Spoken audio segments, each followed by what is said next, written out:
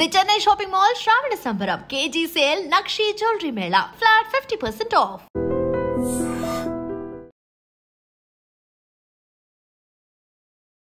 Hi hello నమస్తే welcome to I dream. నేను miss రావ్య. ఇప్పుడు ఎస్ఐపి చేస్తూ ఉంటారు, ఎవ్రీ మంత్ ఎస్ఐపి చేస్తూ ఉంటారు. కానీ ఎస్ఐపిలో ఎలాంటి మిస్టేక్స్ చేస్తున్నారు, ఎప్పుడు ఎగ్జిట్ అవుతున్నారు, ఇవన్నీ కరెక్ట్గా తెలుసుకోవాలంటే మనతో ఉన్నారు certified financial planner Anil Kumar Bachchi garu. నమస్తే సార్. నమస్తే అండి. మీతో చాలామంది క్లయింట్స్ వచ్చి మాట్లాడుతూ ఉంటారు, చాలా మిస్టేక్స్ చేస్తూ ఉంటారు. కొంతమంది ఏమో ఎమోషనల్గా ఇదైపోయి ఇప్పుడు నాకు అవసరం కాబట్టి ఎగ్జిట్ అవుతాను అని చెప్పి సడన్గా ఎగ్జిట్ అవుతూ ఉంటారు, లేదా పాజ్ చేస్తూ ఉంటారు. ఎగ్జిట్ అవ్వడం కానీ పాజ్ చేయడం కానీ ఎలాంటి సిచ్యువేషన్స్లో చేయాలి, లేకపోతే ఎమోషనల్ డెసిషన్స్ ఎంతవరకు కరెక్ట్ అంటారు? తప్పకుండా. సో ఫస్ట్ థింగ్ వచ్చేసి, ఎవరికైతే డబ్బులు అవసరం ఉన్నాయో తీసుకోవడంలో తప్పు లేదు.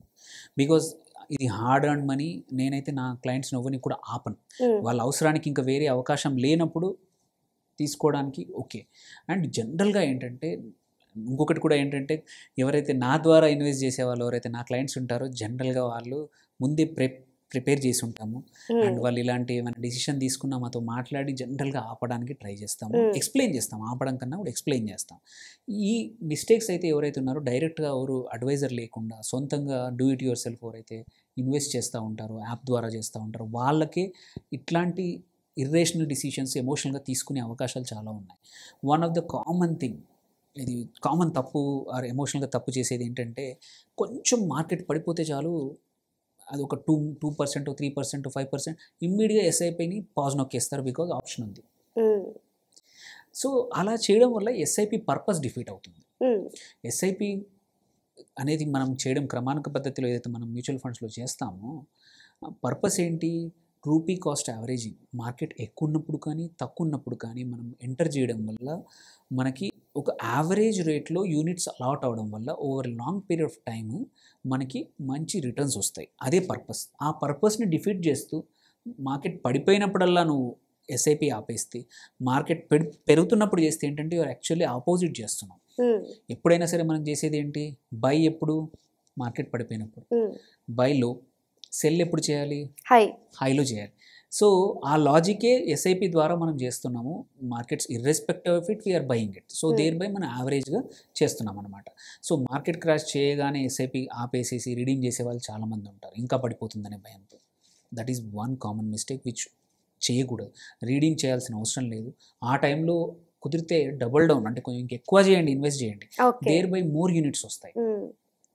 తక్కువ ప్రైస్లో ఉన్నప్పుడు కొంటే ఏంటంటే అక్యుములేట్ చేసుకుంటా పోతూ ఉంటాం అన్నమాట ఇన్వెస్ట్మెంట్.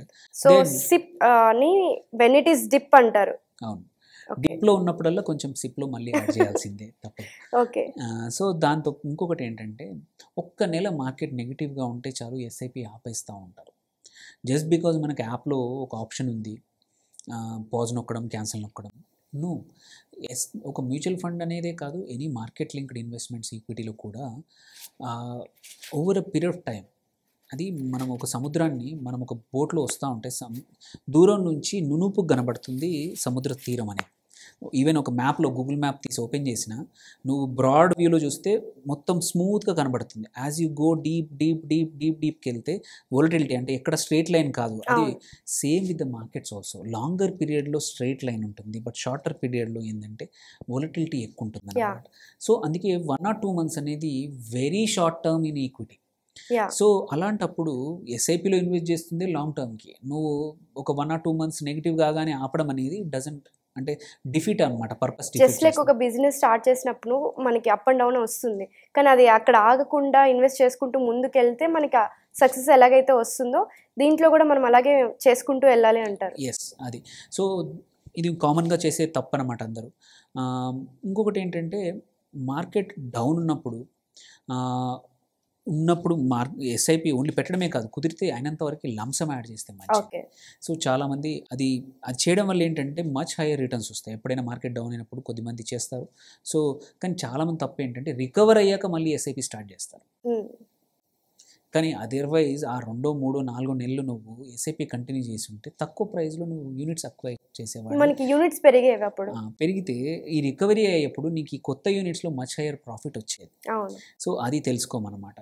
సో అట్లాగే ఏంటంటే, ఎవరో ఫ్రెండ్ వచ్చారు, అరే నేను కూడా ఎస్ఐపి చేస్తున్న 4 సంవత్సరాల నుంచి నాకు 15% పర్ యానం రిటర్న్ వచ్చింది. అరే నాది 8% వస్తుందిరా అని, అంటే ఎవరు చెప్పితే వాళ్ళు నీ ఎస్ఐపిని ఆపి కొత్త స్టార్ట్ చేయడం ఓకే. Quite a common. ఎందుకంటే ఎటువంటి కంట్రోల్ లేదు, అడగాల్సిన అవసరం లేదు, జస్ట్ ఒక క్లిక్ ఆఫ్ ద బటన్ అవుతుంది కాబట్టి. సో ఏది ఎవరు చెప్తే అది స్టాప్ ఆన్, మళ్ళీ కొత్తగా స్టార్ట్ చేయడం. దీనివల్ల ఏంటంటే you will never able to continuity లేకుండా పోతుంది. కంటిన్యూటీ ఉండదు, ఒక యావరేజ్ చేయడానికి ఎస్ఐపి ఉండదు. సో జస్ట్ బికాజ్ రీసెంట్గా ఒక ఫండ్ 20% ఇచ్చిందని చెప్పేసి ఇన్ని రోజులు చేస్తున్న ఫండ్ని ఆపేసి పక్కన పెట్టేస్తాం. ఆ ఫండ్ మేనేజరు, మనం ఇన్వెస్ట్ చేసిన fund manager strategy might be value strategy ఉండొచ్చు, కాంట్రా స్ట్రాటజీ ఉండొచ్చు. దేర్ బై ఏంటంటే మార్కెట్ బాగా పర్ఫామ్ చేస్తున్నప్పుడు తను ఆపోజిట్ పొజిషన్స్ తీసుకోవచ్చు పోర్ట్ఫోలియోలో. సేమ్ వే ఇప్పుడు కరెంట్లీ బాగున్న ఫండ్ ఏదో అదృష్టం, fluke, there are quite a few funds అట్లా ఉన్నాయి, హై రిస్క్ తీసుకుంటారు. ఆ రిస్క్ ఇవాళ ప్లే అవుతుంది, బట్ లాంగ్ టర్మ్కి సడన్గా మొత్తం క్రాష్ అవ్వచ్చు. అట్లా చాలా ఫండ్స్ చూసాం. ఏంటంటే సడన్గా నంబర్ 1 వచ్చేసి ఫుల్ డబ్బులు వచ్చేస్తాయి, ఆ తర్వాత ఏం చేయాలో తెలియదు, ఆ ఫండ్ ఎక్కడికో వెళ్ళిపోతుంది, ఇన్వెస్టర్ స్టక్ అయిపోతారు. సో అలా కాకుండా ఏదైనా మనం ఒక థీమ్తో అనుకున్నామంటే ఆ థీమ్ని కంటిన్యూ చేసి ఆ ఎస్ఐపిని అలాగే కంటిన్యూ చేయడం చాలా ఇంపార్టెంట్. ఇంకొకటి ఏంటంటే కొద్దిమంది కొత్తగా వచ్చిన ఎన్ఎఫ్ఓలు అన్నిట్లలో ఎస్ఐపిలు యాడ్ చేసుకుంటా పోతూ ఉంటారు.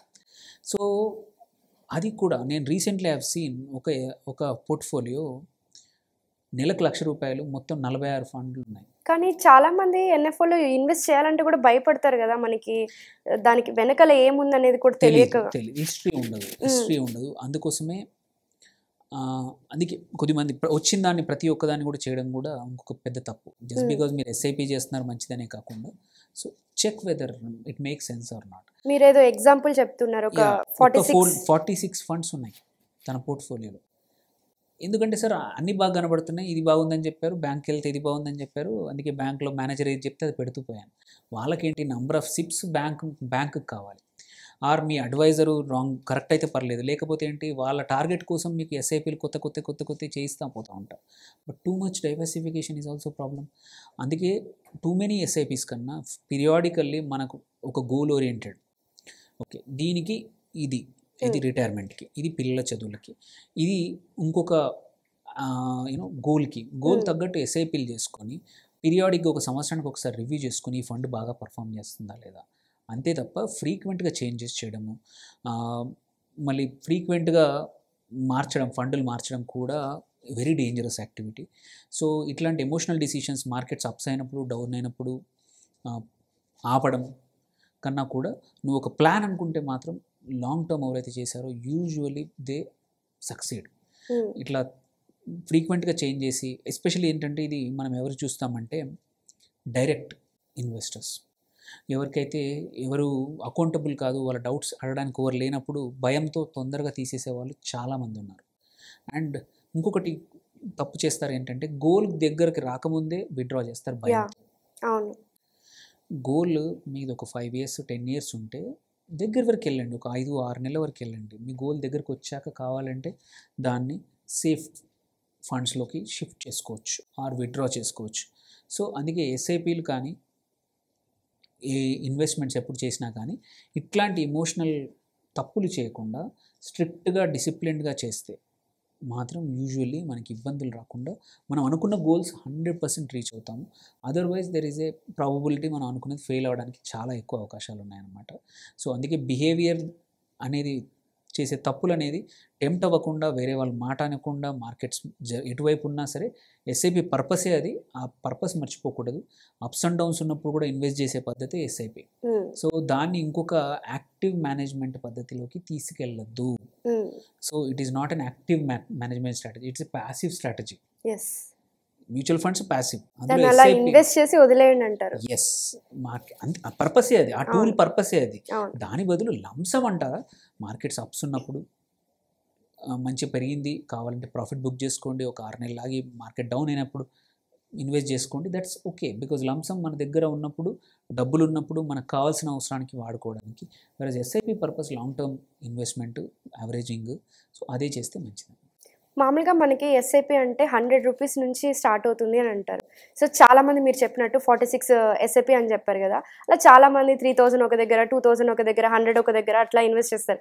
ఎందుకంటే మనకి ఇక్కడే ఏమైనా ప్రాఫిట్ వస్తుందేమో అని అలా ఆలోచించి ఒక్కొక్క దాంట్లో ఒక్కొక్క ఫండ్లో చేస్తూ ఉంటారు. ఒక ఇన్వెస్టర్ లేదా ఎస్ఐపి చేసే వాళ్ళకి ఎన్నిట్లో చేస్తే బెస్ట్ అంటారు? Very good question. So maximum ఏంటంటే too much dilution is also మంచిది కాదు, డైవర్సిఫికేషన్ కూడా మంచిది కాదు. ట్రాకింగ్ చేయడం కష్టము, పర్ఫామ్ చేస్తుందా లేదా అని ఒక ఫండ్ని చూడడం కష్టము. అండ్ టూ స్మాల్ చంక్స్లో ఇన్వెస్ట్ చేస్తే కూడా దాని గ్రోత్ వల్ల పోర్ట్ఫోలియోకి అంత లాభం రాకపోవచ్చు. ఐడియల్గా ఏంటంటే పోర్ట్ఫోలియో సైజుని బట్టి 3 నుంచి 6 to 7 ఎనఫ్. మరి హ్యూజ్ కార్పస్ ఉంటే తప్ప 3 నుంచి 7 funds are ideal. Maximum 3 to 4 సరిపోతాయి. అందులోనే డైవర్సిఫై చేసుకోవచ్చు. మీకు చాలా కేటగిరీస్ ఉన్నాయి మ్యూచువల్ ఫండ్స్. రిస్క్ మేనేజ్ చేసుకుంటూ కొంచెం ఎక్కువ రిస్క్ ఉన్నది, కొంచెం మీడియం రిస్క్ ఉన్నది, కొంచెం లో రిస్క్ ఉన్నది, కొంచెం నో రిస్క్ ఉన్నది 4 చోట్ల పెట్టేసుకుంటే సరిపోతుంది. అంత కాదు అంటే ఎవ్రీ 6 monthsకు 1 yearకు రివ్యూ చేసుకొని ఆ కేటగిరీలో ఈ ఫండ్ బాగా పర్ఫామ్ చేస్తుందా లేదా చూసుకొని ఫండ్ ఇంకొక స్కీమ్లోకి చేంజ్ చేసుకోవచ్చు. కానీ టూ మెనీ ఫండ్స్ని యాడ్ చేస్తూ పోతే ఇట్ డజంట్ హెల్ప్. ఇది కాకపోతే ఇంకొకటి తగులుతుందని రాయి విసరడమే తప్ప అది యూజువలీ అనుకున్నట్టు పని చేయవు. 4 ఎనఫ్. కార్పస్ పెరిగితే 7 వరకు ఈజ్ ఓకే. అంతకన్నా ఎక్కువ చేస్తే మాత్రం too many cooks spoil the kitchen dish అనుకోండి. ఏదైనా సేమ్ ఇక్కడ కూడా అంతే. టూ మెనీ ఫండ్స్ పక్కా స్పాయిల్ చేస్తే కానీ లాభాలు రావు. Okay sir, thank you so much sir. Thank you.